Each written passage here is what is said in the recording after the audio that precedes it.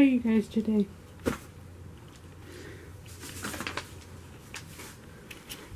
I like to do my intros this way.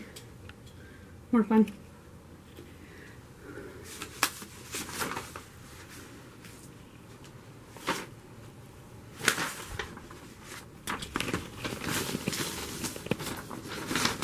It's not good. Okay. So, you know that game, Tic-Tac-Toe? Well, I was on Pinterest, and I saw that they have Tic-Tac-Toe boards that you make with pillow beads. So, the board, how to make the boards will be up on my blog before this. So, that will be linked below. I'm going to show you the pieces. You make 3 different pieces. Well, 3 different types of pieces for 3 different boards. You need 5 of each piece, a total of 10. To make all 3, that'd be 30.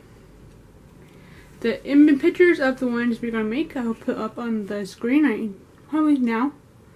Or the original picture where I found it. And if I find the link, I will put it in the description below too. But yeah, let's go on to the video.